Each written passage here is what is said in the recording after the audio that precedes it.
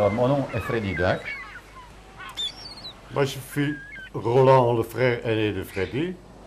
Nous sommes partis en 1951 au Congo belge, dans le sillage de notre père Raymond, qui était le premier capitaine de la pêcherie maritime du Congo.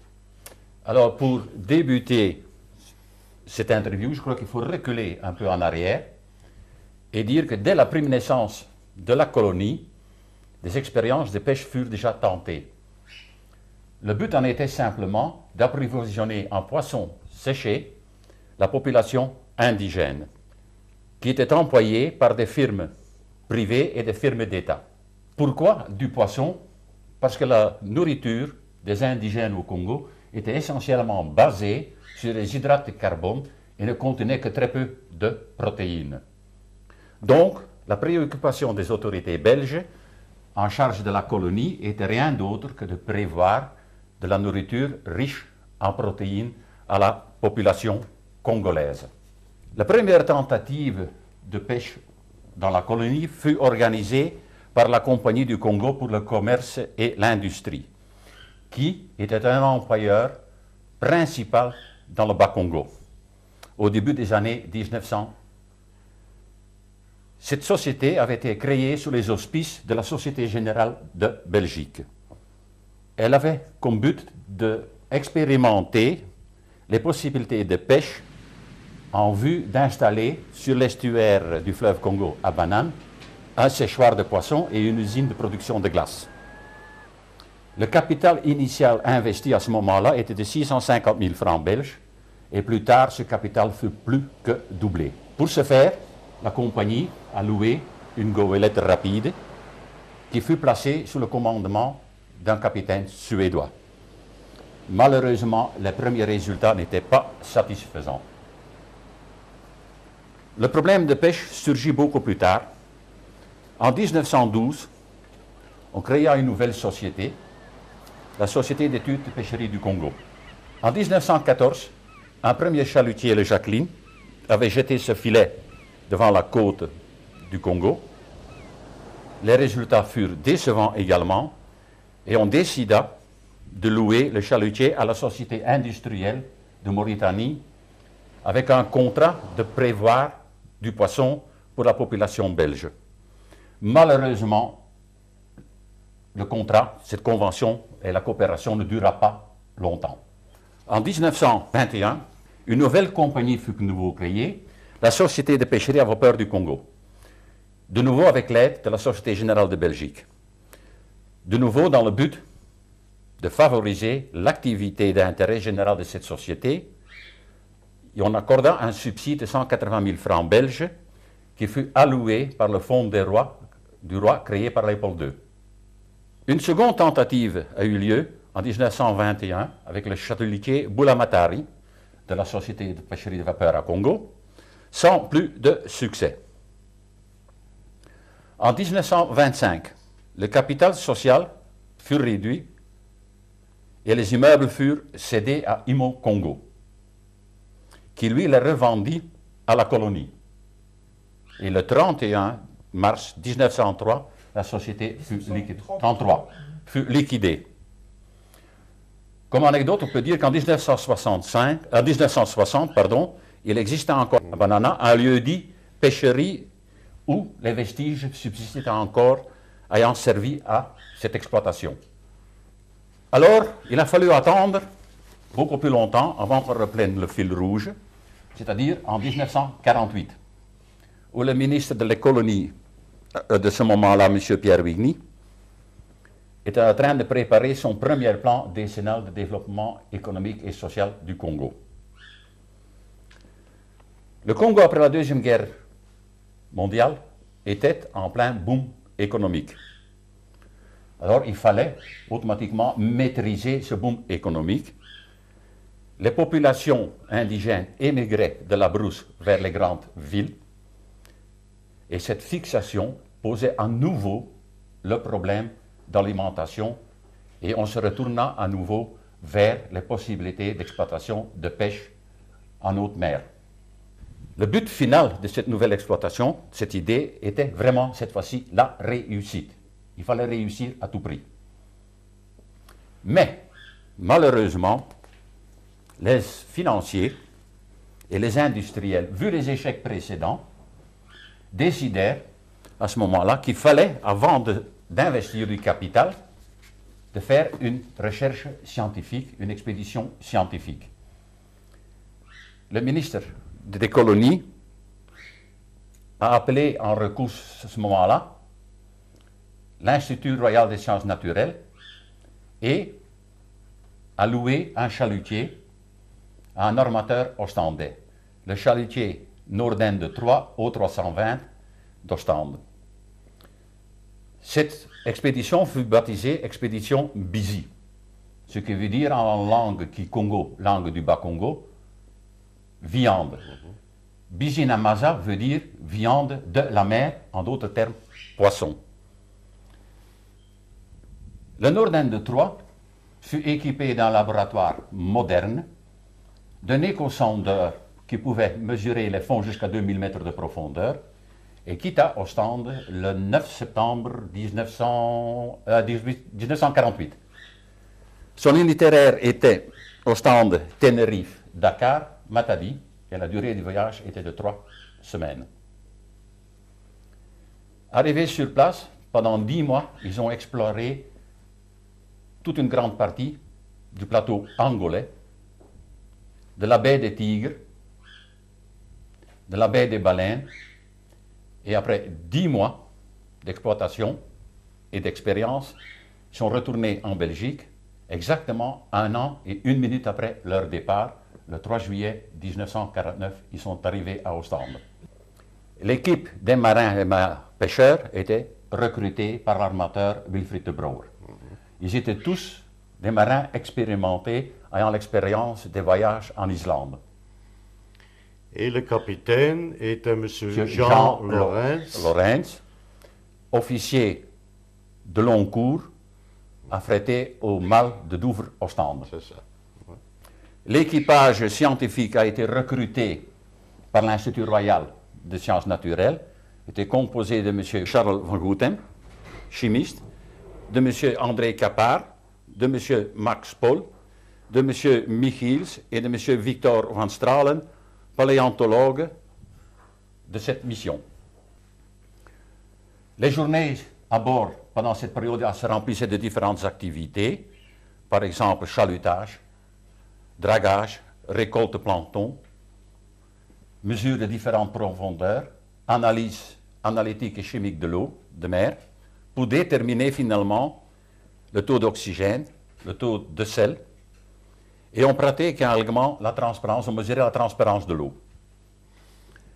Et je peux peut-être ajouter que le résultat le plus important des analyses qu'on a faites, c'était de retrouver le riche banc de poissons et la période d'accouplement, ce qui était très important pour savoir si on ne vidait pas les fonds de la mer.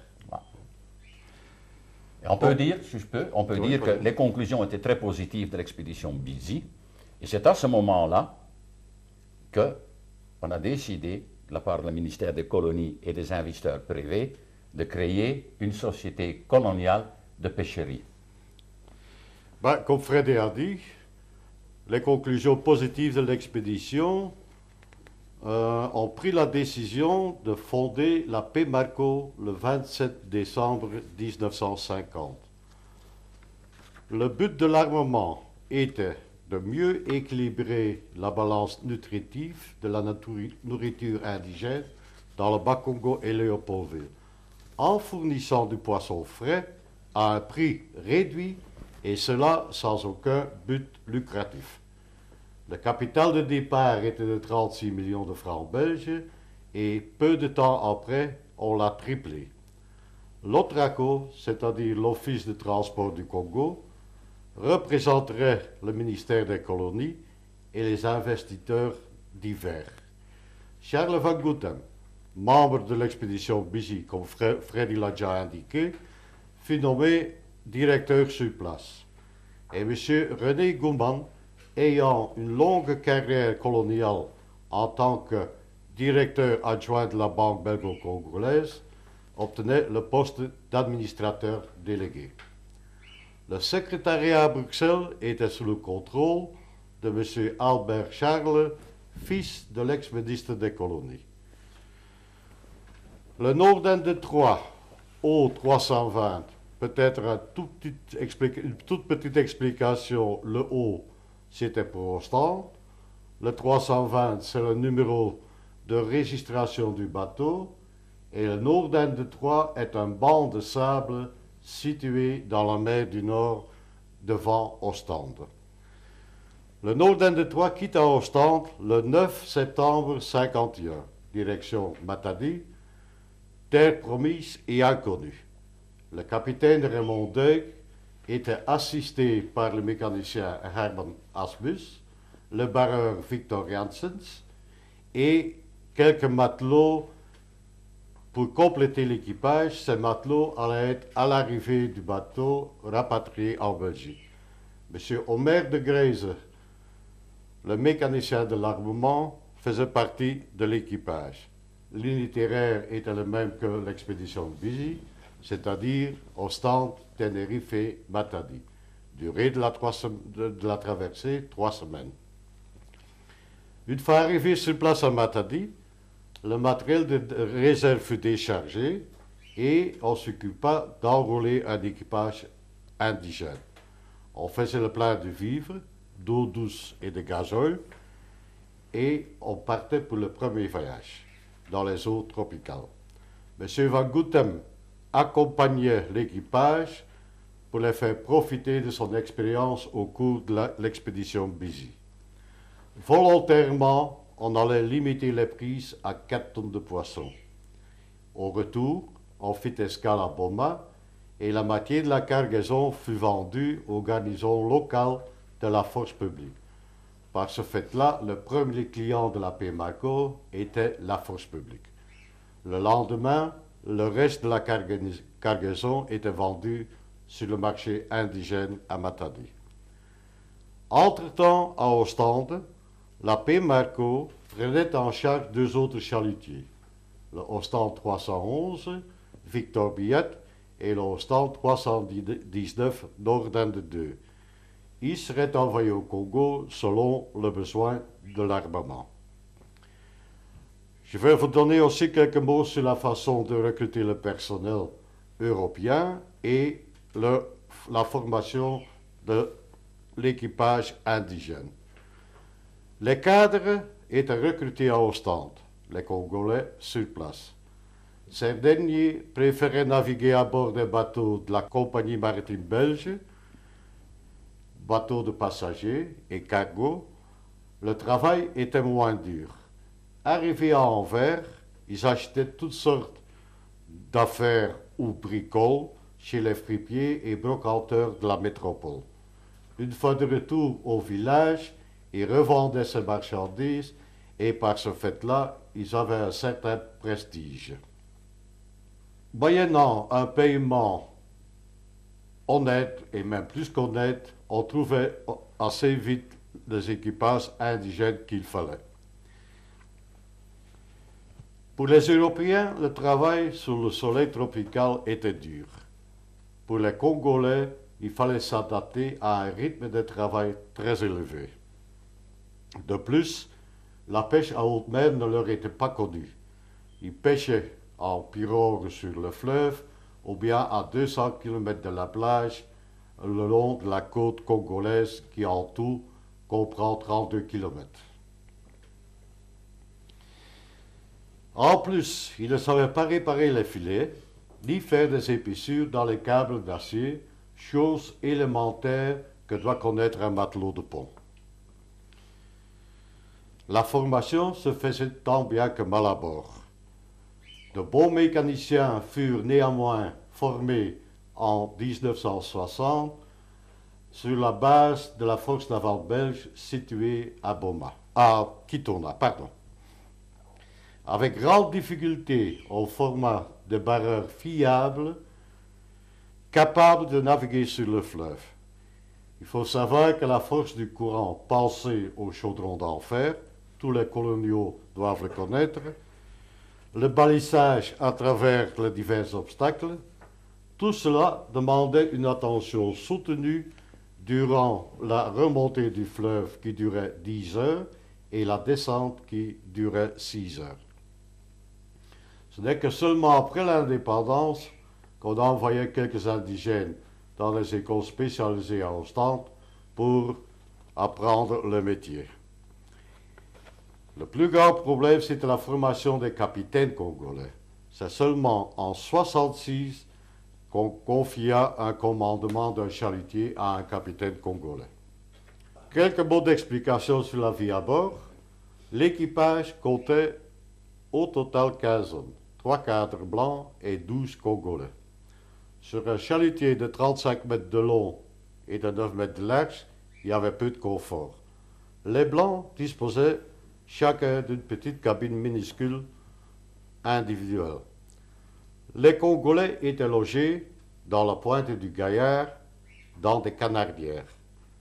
Le rythme du travail était dicté par la remontée des chaluts tous les 4 heures, 24 heures sur 24. Entre deux remontées, il fallait rincer le poisson, faire un premier triage, le mettre dans des paniers de 25 kg, descendre les paniers dans la cale et finalement mettre de la glace dessus. C'est évident qu'entre deux remontées, il y avait très peu de temps pour se reposer. Tout le monde à bord faisait le maximum pour rendre la vie agréable. Au début, la cuisine se faisait séparément, mais bientôt on mangeait fraternellement ensemble le poisson frais de la mer. Le métier dangereux exigeait un engagement total de chaque individu. Les Flamands et les Congolais parlaient le français. On apprenait même quelques notions des langues respectives, c'est-à-dire le Congo, le Kikongo et le flamand, ce qui donnait parfois lieu à des situations qui provoquèrent des éclats de rire. Au besoin, on faisait appel au langage universel gestuel. Le travail assidu fatiguait tout le monde, aussi bien congolais que blanc, au point où, quand le capitaine avait sonné la cloche pour un autre chalut, il ne voyait pas apparaître l'équipage des Congolais. Il allait voir dans les canardières et là, un Congolais lui disait « Mais c'est debout, c'est-à-dire nous sommes trop fatigués, on veut dormir encore un peu. » Une anecdote, mais qui est véridique. Lors de la remontée des chaluts, les requins cisaillaient les filets, d'où perte du poisson, réparation nécessaire des filets, donc perte de temps et de rendement. Pour remédier à ce problème, chaque capitaine recevait une carabine à bord. Sous protestation des Congolais qui y voyaient une menace, la carabine fut abandonnée et les requins reprirent le travail destructif. Au début, un voyage durait 8 jours, plus tard 10 jours. Et après chaque voyage, tout l'équipage disposait de 3 jours de repos. Entre-temps, la question peut se poser comment évoluait la pêche maritime du Congo à terre. Par manque d'une infrastructure adéquate et appropriée, au début, les activités étaient plutôt chaotiques. Profrigo, c'est-à-dire Produits frigorifiques du Congo, était la seule productrice de glace et achemina ses cargaisons dans des camions ouverts non bâchés. Nul de dire que sous la chaleur tropicale, la moitié de la cargaison était fondue avant d'atteindre la cale des bateaux. Après consultation des autorités locales, Van Gouthem décida d'installer l'usine sur la rive gauche du fleuve à Angoango, auprès du village Noki, bordé par la frontière angolaise. Il fallait littéralement dynamiter les rochers pour obtenir une surface plane apte à recevoir les bâtiments nécessaires. L'usine de glace avec une production journalière de 20 tonnes, fut inauguré le 13 novembre 1953. L'Otraco prêta une barge flottante permettant ainsi l'accostage des navires. Entre-temps, 3 maisons étaient construites pour héberger les premières familles de pêcheurs arrivées sur place. Une jonction ferroviaire Ango-Ango-Matadi avait été tracée pour permettre le transport du poisson direction Léopoldville. Un pipeline direct rallié à la Socopétrol permettait de faire le plein à l'usine. On installa également un tapis roulant pour transporter le poisson directement à la salle de triage. Là, on triait le poisson, on remplissait des bacs d'aluminium avec 25 kg de poisson, on pesait le tout, on ajoutait de la glace et les bacs furent stockés dans les chambres froides ou acheminés vers le wagon isothermique. C'est ainsi que le poisson transporté pareil durant la nuit, direction Léopoldville, atteignait le marché local en déant les 24 heures. Le mécanicien de l'armement était l'homme à tout faire. Il stockait du matériel, effectuait toutes sortes de réparations et appliquait le système qu'on peut dire multifonctionnel, ce qui veut dire qu'une pièce pouvait servir sur plusieurs chalutiers. Quelques mots sur la commercialisation à terre. Malgré le prix modique de 12 francs le kilo du poisson frais départ à Dango-Ango,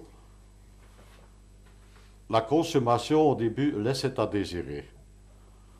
Les Congolais restèrent fidèles au balachao, c'est-à-dire le poisson séché et salé dont mon frère a parlé au début, et le poisson fluvial tel que le capitaine. Tous les Européens vont connaître le capitaine. Ils refusaient également de manger certains types de poissons, par exemple l'arrêt, et cela sous prétexte que la consommation de ce poisson rendait l'homme stérile. Il fallait donc avant tout changer les habitudes de se nourrir. La pêche maritime du Congo lança une vaste campagne promotionnelle à base de grandes affiches et t-shirts décorés d'un poisson vif en rouge, entre guillemets c'était une dorade, entouré de doubles slogans Kudia Bisi Yamaza, c'est-à-dire manger du poisson de mer. On organisa même des cours de cuisine pour les mamas et on participa à des foires commerciales. Profrigo vendait dans toutes ses boucheries le poisson frais, aussi bien au blanc que congolais. Les mamas achetaient directement chez les grossistes ou à l'usine à Ango-Ango et parcouraient des dizaines de kilomètres à pied avec la marchandise sur la tête pour atteindre les villages les plus éloignés. Plus tard, on utilisera les voies navigables pour atteindre les villages éloignés. La suite du développement de la pêche maritime du Congo. Il faut dire que la politique appliquée par Pébarco a toujours été une politique prudente. 1955 inaugura une nouvelle période. La demande grandissante après le poisson exigeait le renforcement de la flottille existante. Les 3 premiers chalutiers s'avéraient trop petits et trop lents. Il fallait donc des bateaux plus grands, plus puissants et surtout aux cales frigorifiées. C'est ainsi que le Ostende 322 René Goman fut mis en chantier à Ostende et arriva à Matadi en 1956. Le Pierre Stanner, le O328, renforça la flottille en 1958. Le tout se déroula comme planifié. Néanmoins, en 1959, le Ostende 319 se planta sur un rocher dans l'estuaire du fleuve et manqua peu de chaviré. L'équipage fut évacué et le bateau fut remorqué par une unité de l'Otraco, le remorqueur Vivi. Permettez-moi de vous poser une question. Ces bateaux frigorifiques, ils avaient une chambre froide ou est-ce qu'ils fabriquaient leur glace eux-mêmes? Il y avait donc, au début, on fabriquait la glace soi-même à l'usine. Oui, je parle dans le bateau frigorifique. Dans le bateau, il n'y avait pas une production de glace. Les deux autres chalutiers tels que le Ostend 322 et le Ostend 328 étaient équipés de chambres froides qui pouvaient aller jusqu'à minus 2-3 degrés. Mais en principe, pour 1 kilo de poisson, il faut 1 kilo de glace et cette glace était fournie par l'usine à Angorango. Mais pour les bateaux frigorifiques, il n'y avait pas besoin d'embarquer de la glace. Si, quand même, malgré Oui, tout. quand même. De la même quantité. En- Donc vous n'économisez Un peu moins, mais en principe, une cale refrigorifiée peut tomber en panne. Oui, donc on n'économisait pas du tonnage. Pas vraiment, Non, non. pas vraiment, non. Non, la seule différence qu'il y avait avec les premiers bateaux, c'est qu'ils n'avaient pas de cale froide.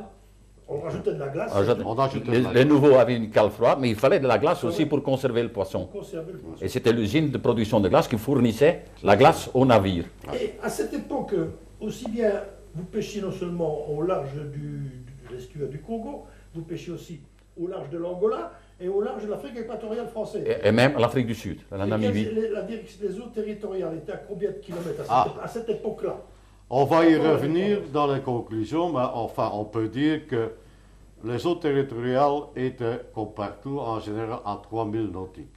Mais très vite, situées à 12 000.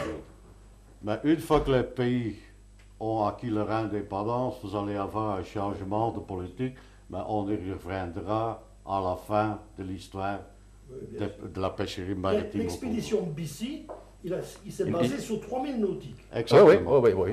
Exactement. Parce que là, c'était encore libre. Hein. Absolument, Là, c'était oui. encore libre. Hein. Non, Un autre grand problème, c'était la révision des bateaux, c'est-à-dire l'entretien. En Europe, une révision complète demande 1 mois. En Afrique, 6 mois. Il n'y avait qu'une seule cale sèche située sur une distance de plusieurs centaines de kilomètres. Cette cale sèche était située à Boma et de plus, elle était employée pratiquement en exclusivité par l'Otraco. Pébaco devait donc planifier un entretien à long terme. Bon, tout ça, ça pouvait se faire, mais en cas de panne inattendue, il y avait des problèmes sérieux. En 1955, Pointe-Noire, située en Afrique équatoriale française, disposait de facilités ultramodernes en cale sèche, ce qui soulagea un peu le problème de la Pébaco. Et on peut dire qu'en 1966, l'armement comptait 5 chalutiers en service et employait 500 personnes qui travaillaient tous d'arrache-pied. Quand je dis 1960, on arrive à la période de l'indépendance. On peut se poser la question à juste titre, quels ont été les effets sur la Pébaco de la période d'indépendance? Les émeutes inattendues éclatées à Léopoldville en janvier 1959 provoquèrent une panique auprès des Blancs. Beaucoup de familles rentraient déjà à ce moment-là en Belgique. Le 5 juillet 1960, la garnison locale de la force publique à Theisville se butinait. Les soldats enfermèrent leurs officiers, saccageaient et pillaient les biens des Blancs et violaient certaines de leurs femmes.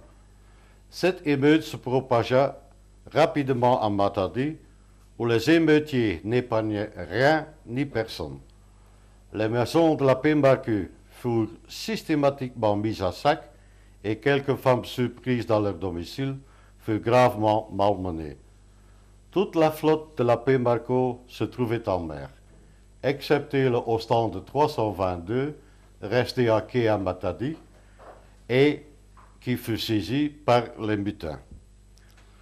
La population blanche de Matadi décida, après la visite du Premier ministre Lumumba et le président Kasavubu à l'hôtel Métropole, où environ 300 hommes blancs étaient enfermés, de quitter le pays. C'était un exode vers le port pour s'embarquer sur les différents navires accostés. Charles van Gouthem, resté sur place, regroupa la flottille de la paix Marco dans la baie de Pointe-Noire. Les marins congolais furent renvoyés par mesure de précaution via Brazzaville, Léopoldville à Matadi par chemin de fer. On les avait donné de quoi manger et un peu de l'argent pour se débrouiller. Jacques Lombard quitta Bruxelles pour rejoindre Van Goutem sur place et lui prêter assistance dans cette période chaotique. À eux deux, ils persuadèrent le cadre européen de la paix Marco à rejoindre Matadi avec leur navire. Le Victor Biet pratiqua quelques coups de chalut lors du retour et fut accueilli chaleureusement par la population locale qui n'avait plus rien à manger. Par cet effet psychologique, la confiance était rétablie. En tout et pour tout, la paix Marco restait seulement 4 semaines inactive durant cette période houleuse. Quand on parle de l'indépendance, ça veut dire des nouvelles lois. La République de Congo avait ses propres lois dorénavant. Donc, la pêche maritime de Congo devait s'adapter. 2 administrateurs congolais étaient nommés et siégeaient dans le comité d'administration.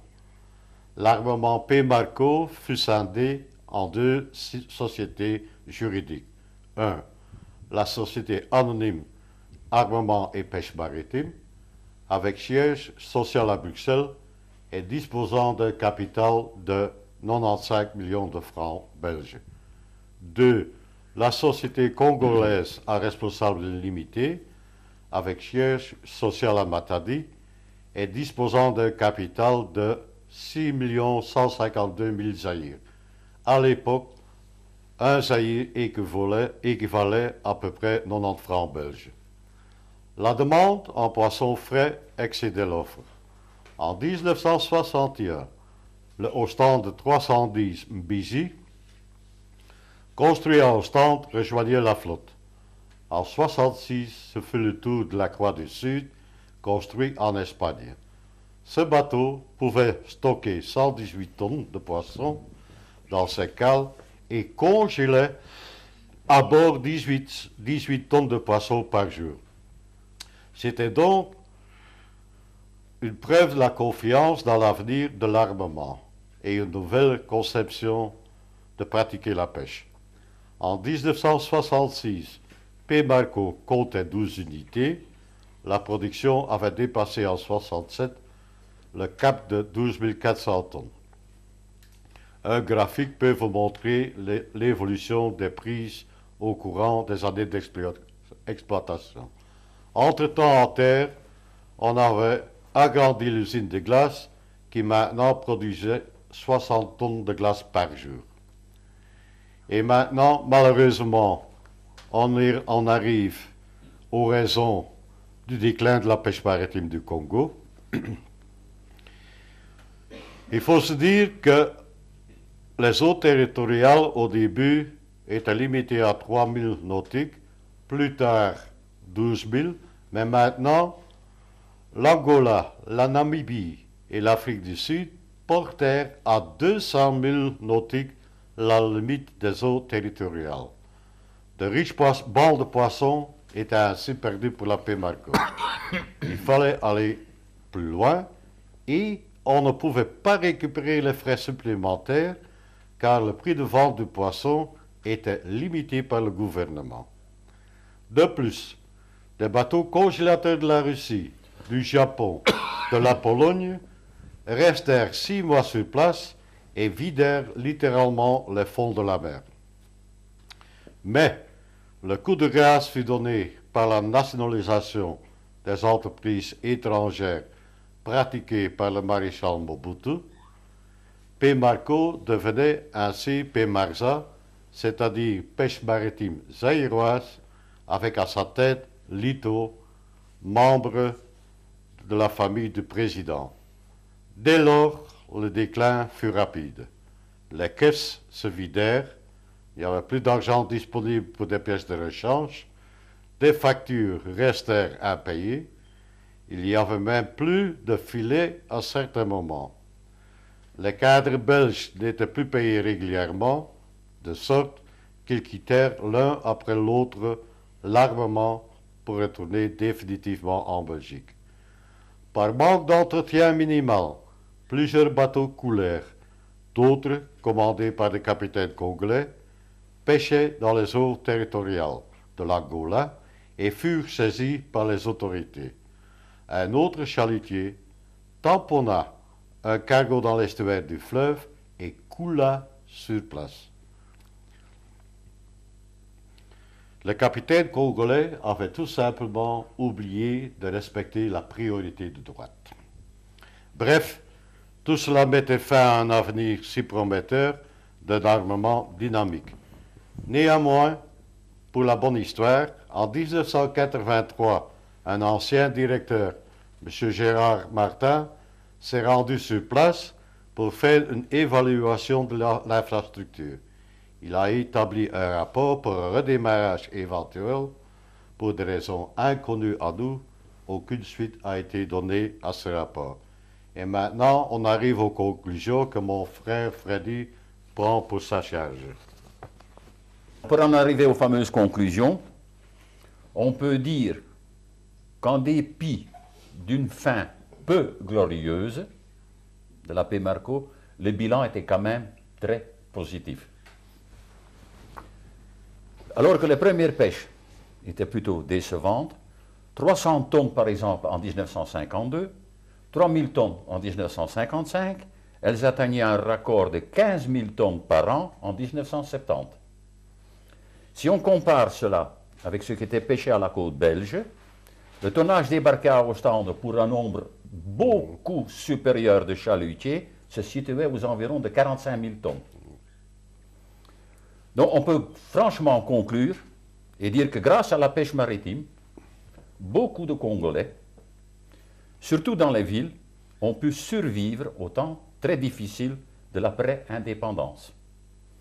On peut même affirmer qu'en l'année 61-62, le poisson de la paix Marco sauva Léopoldville de la famine, comme le hareng avait sauvé la Belgique en 1943 durant l'occupation allemande.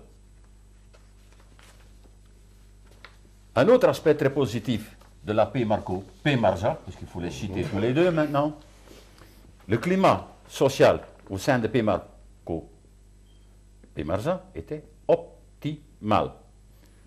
Il y avait l'organisation d'un dispensaire dans lequel travaillaient 3 infirmiers, une sorte d'office de l'enfance où les nouveau-nés congolais étaient pesés et suivis chaque semaine.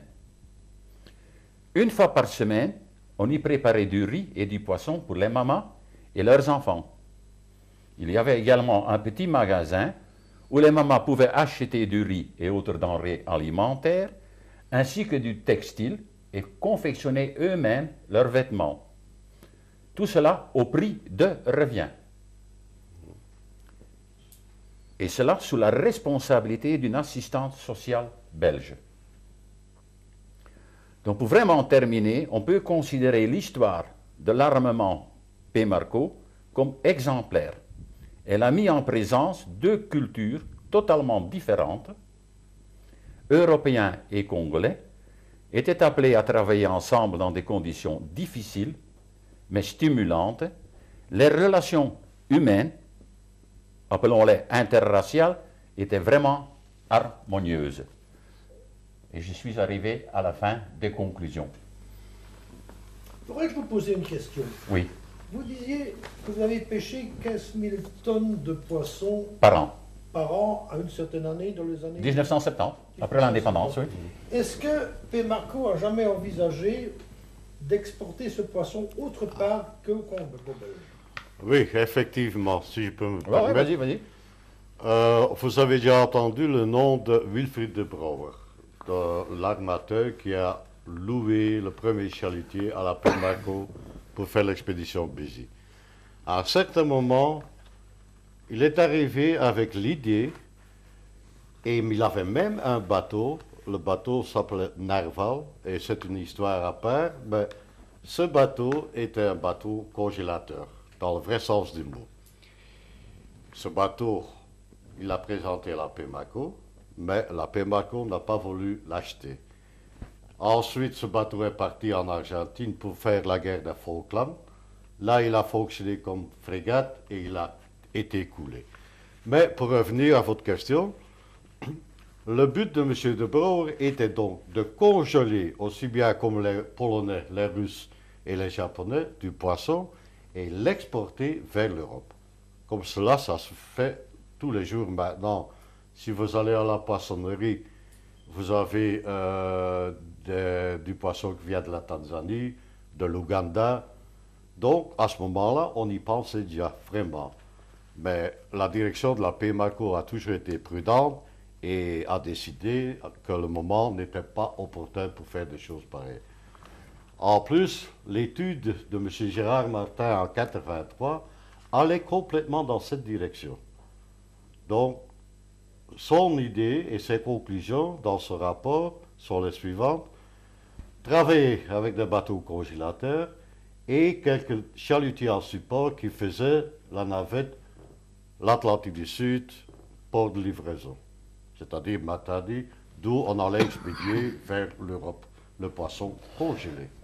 Le Congo aurait été exportateur de poissons. Oui. En effet, oui. Dites-moi, avant 1960, je dis bien avant 1960, est-ce que vous rencontriez en Atlantique Sud, en Atlantique, est-ce que vous rencontriez d'autres exploitants que PEMACO?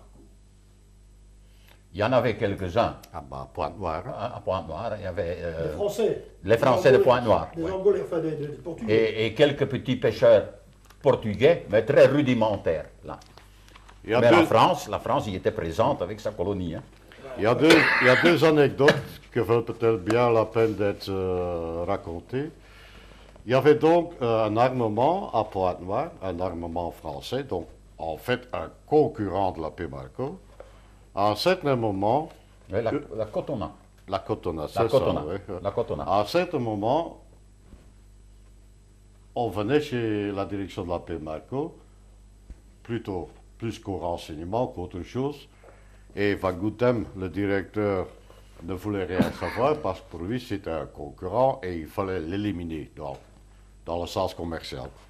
Deuxième chose qui s'est faite, on a établi et déposé des plans chez un notaire de Luanda, angolais.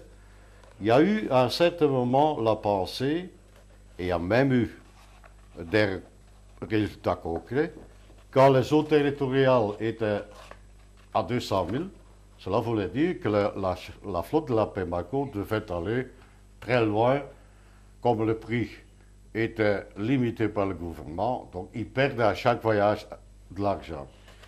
Et on avait fait un accord avec les armements angolais, qui eux pêchaient dans leurs eaux territoriales, mais transportaient les poissons d'un bateau portugais sur un bateau belge qui lui rentrait avec la cargaison à Matadi. On a fait ça une fois, mais par la magouille de personnes intermédiaires, on sait comment ça se pratique en Afrique. Le portugais n'a jamais été payé et ça s'est limité à cette première expérience. Essayé pas mal de choses. Bon, la théorie c'est une chose, la pratique c'est autre chose. Est-ce que vous aviez, surtout après 60, des contacts favorables, je ne disais pas, mais assez importants avec des syndicats au sein de vos travailleurs congolais? Parce qu'avec 500 travailleurs, vous aviez certainement une influence syndicale. Il y a eu quelques frottements, disons, entre les ouvriers congolais et la direction de la PEMACO au sujet du nombre de travail, des prestations à faire. Mais bon, et les syndicats sont intervenus, mais alors là, un pêcheur travaille 24 heures, nuit et jour, et on ne peut pas établir un horaire fixe pour cette catégorie d'employés. Les syndicats belges ont intervenu sur place et ont aussi dit, oui, mais pourquoi est-ce que les marins congolais de la PEMACO ne jouissent pas du même statut que les marins de la CMB, la compagnie maritime belge? Et mon frère vient de l'expliquer, en pêche toutes les 4 heures, 24 heures sur 24. Donc ça ne marchait pas. Et là, il y a eu des petits frottements de temps en temps. Quoi. Mais jamais rien de grave. Est-ce que vraiment, à votre âme et conscience, est-ce que vous espérez qu'un jour, une idée de recommencer cette pêche maritime en Atlantique. Ouais, mais là, il faut retourner en arrière de nouveau et voir d'abord les autorités congolaises actuelles devraient contacter les pays environnement et rétablir les limites territoriales dans lesquelles ils peuvent pêcher. Première chose. Investir dans des navires à nouveau, reconstruire tout le port de pêche, franchement, je ne crois pas. Moi, je suis peut-être un peu plus optimiste que vous. D'emblée, je ne dirais pas non, mais, et il y a des grands mais. La côte congolaise, c'est 32 km. Donc, une pêche industrielle sur une côte pareille, impossible. Qu'est-ce que ça veut dire? Que le gouvernement actuel doit obtenir des licences de pêche chez ses voisins. Une histoire politique. Merci, messieurs, Voilà. c'est Merci. parfait. Je vous remercie infiniment. Avec grand plaisir.